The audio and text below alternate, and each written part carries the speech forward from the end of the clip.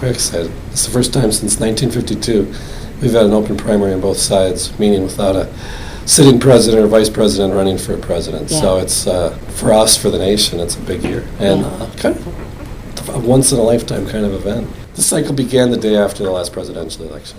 So, and I think that's the nature of the presidency today, is that given the demands that people have to run a national campaign, to do all the fundraising necessary to do a national campaign, if you're serious, you've got to begin to raise money, and you got to get out and about. If you're going to run for president, it's probably better not to be in office because of the demand, the time.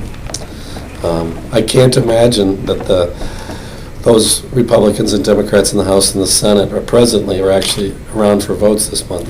20, 30 years ago, people weren't that upset about Iowa and New Hampshire because there was so few delegates.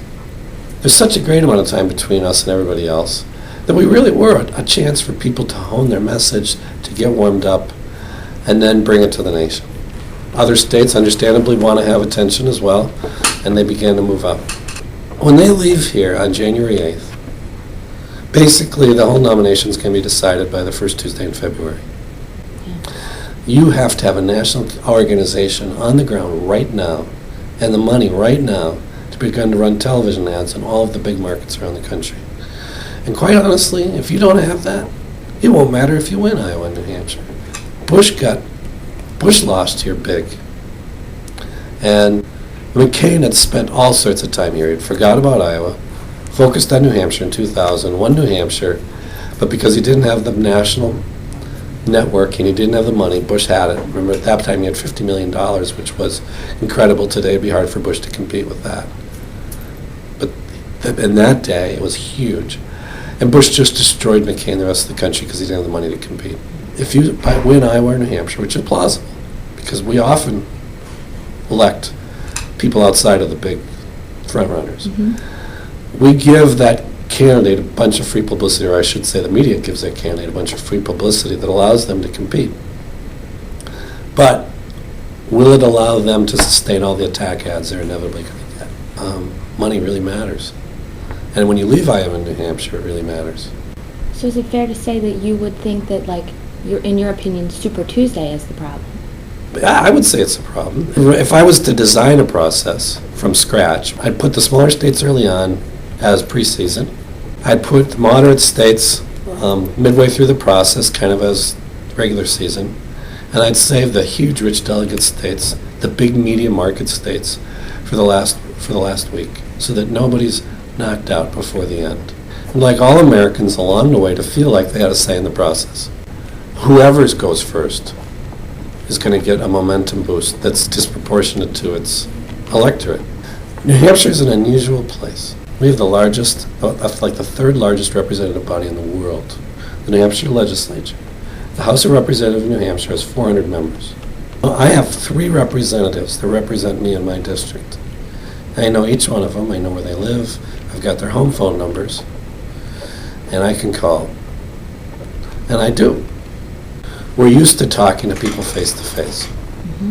We're used to drawing our own conclusions. We're used to being persuaded not by television advertisements, but by conversation. It's historically been the case, and it's been true up till the present, that the best funded candidates rarely win. 2000, the best financed person by far is George Bush, and John McCain wipes them out with a fraction of the money. In 2004, Bill Bradley almost defeats a sitting vice president. The party elites don't like New Hampshire because they can't manipulate us, and they're scared to death of us. The fundamental reality is that you can't buy the election in New Hampshire. You could say, well, New Hampshire is this white state far up north, we're not going to give people a chance. And who's leading in the polls? A serious black candidate. They vote for Jimmy Carter instead of Ted Kennedy, a southern governor that nobody's heard of. Then they give second place to Bill Clinton. We've elected people from Hope, Arkansas before. We could do it again.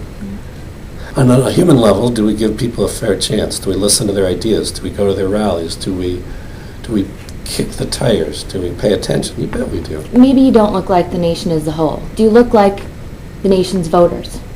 You can't put that burden on any particular state, which is why you need an entire process that works for the whole country. Our responsibility is to try to run a fair election We believe strongly in giving everybody a chance, which is why we have a $1,000 filing fee. If you, between now and January 8th, if you want to meet and shake hands with a candidate, you can do it. It's pretty remarkable.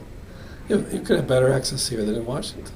You take it away from Iowa, take it away from New Hampshire, because you do not have a face-to-face, person-to-person campaign. What you have is a media campaign. It's airport tarmacs.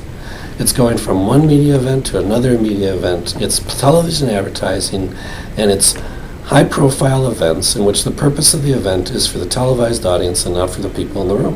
What you've got now is you've got two states who can't be bought. In the very best scenario, what Iowa and New Hampshire provide, we would be a place where anybody can come, anybody can get a hearing, and we can tell somebody, you know, there's a governor from Georgia that's worth taking a look at.